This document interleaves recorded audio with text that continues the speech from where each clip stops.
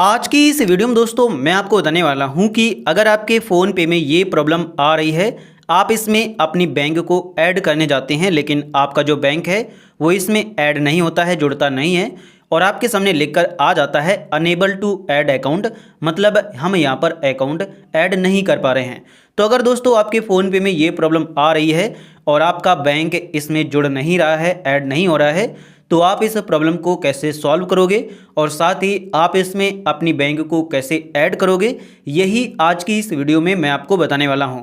आप वीडियो को पूरा ध्यान से एंड तक देख लीजिए। सारी चीज़ें मैं आपको स्टेप बाय स्टेप और डिटेल में बता दूंगा और आप भी बहुत ही आसान तरीके से अपने फ़ोन पे की इस प्रॉब्लम को सॉल्व कर पाएंगे। तो सबसे पहले जैसा कि आप यहाँ पर देख सकते हैं कि ये मेरा फ़ोन पे है और इसमें मैं अपनी पंजाब नेशनल बैंक का अकाउंट ऐड करने जा रहा हूँ।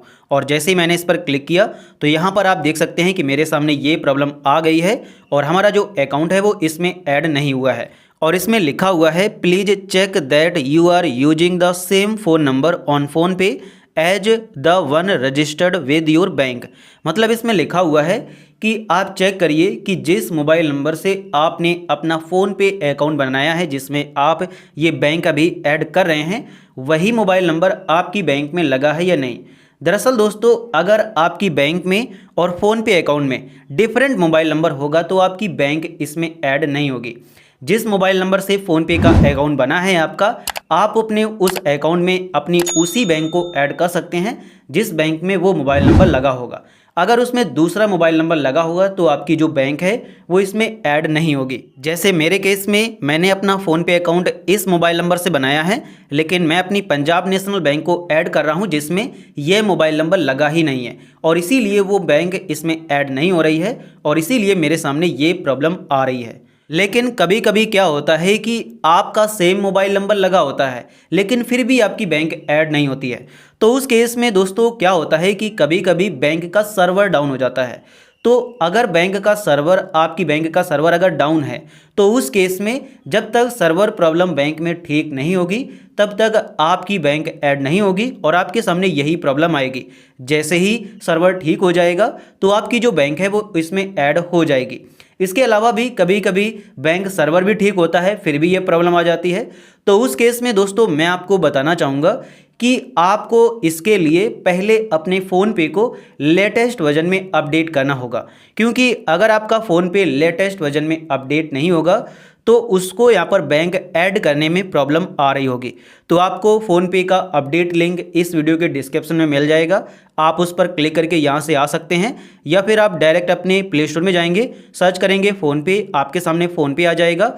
और अगर फ़ोन पे में कोई भी अपडेट आया होगा तो आपको ओपन की जगह अपडेट का बटन दिखाई देगा। तो सिंपली आपको अपडेट के बटन पर क्लिक करना है और आपको अपने फ़ोन पे को लेटेस्ट वर्जन में अपडेट कर लेना है और उसके बाद आपकी ये जो प्रॉब्लम है वो 101% सॉल्व हो जाएगी। इसके बाद भी दोस्तों कई लोगों को ये प्रॉब्लम फेस करनी पड़ती है। तो उस केस में सिंपली आप यहाँ से बैक आएंगे और बैक आने के बाद आपको क्या करना है कि आपको अपने फ़ोन पे की परमिशंस को चेक करना है। तो उसके लिए आप इस पर लॉन्ग प्रेस करेंगे, आई बटन पर क्लिक करेंगे और क्लिक करने के बाद सबसे पहले तो आपको अपने फ़ोन पे का क्लियर कैचे कर देना है। और इसके बाद आप क्या करेंगे कि आप परमिशन में जाएंगे और परमिशन में जाने के बाद आप यहाँ से चेक करेंगे कि आपके फ़ोन पे को ये सभी परमिशंस अलाउ हैं या नहीं। दरअसल जब आप फ़ोन पे में अपनी बैंक को ऐड करते हैं तो फ़ोन पे के द्वारा आपके अकाउंट का OTP वेरिफिकेशन किया जाता है जिसके लिए आपको SMS भेजा जाता है। तो अगर आपकी सिम आपके फ़ोन में नहीं पड़ी होगी, साथ ही अगर उसको SMS की परमिशन नहीं अलाउ होगी तो उस केस में आपकी बैंक उसमें ऐड नहीं होगी और आपके सामने वो प्रॉब्लम आएगी। तो आपको चेक करना है कि आपने इसको SMS वगैरह की ये सभी परमिशन दे रखी हैं या नहीं।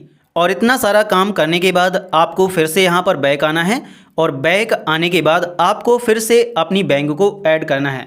और अगर अभी भी आपकी बैंक इसमें ऐड नहीं होती है तब मैं आपको दोस्तों बताना चाहूँगा कि इस केस में हो सकता है कि आपके अकाउंट में मोबाइल बैंकिंग को एक्टिवेट ही ना किया गया हो, मतलब जो UPI सर्विसेज होती हैं बैंक अकाउंट में उनको आपके अकाउंट में एक्टिवेट ही नहीं किया गया होगा।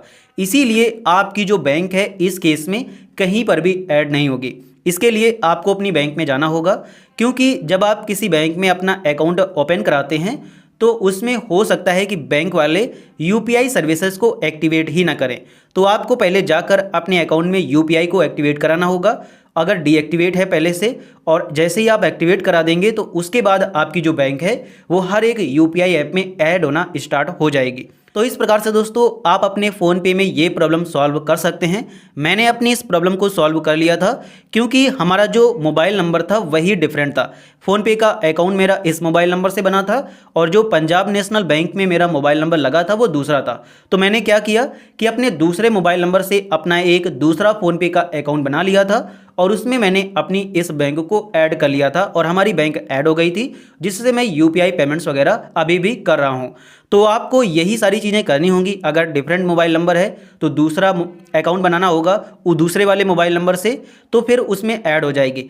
और अगर सेम मोबाइल नंबर है तो ये सारी चीज़ें आप करेंगे और उसके बाद आपकी जो प्रॉब्लम है वो 101% सॉल्व हो जाएगी। तो इस प्रकार से दोस्तों फ़ोनपे में आप अपनी इस प्रॉब्लम को सॉल्व कर सकते हैं। अगर आपको वीडियो पसंद आया हो तो वीडियो को लाइक एंड चैनल को सब्सक्राइब जरूर कर देना।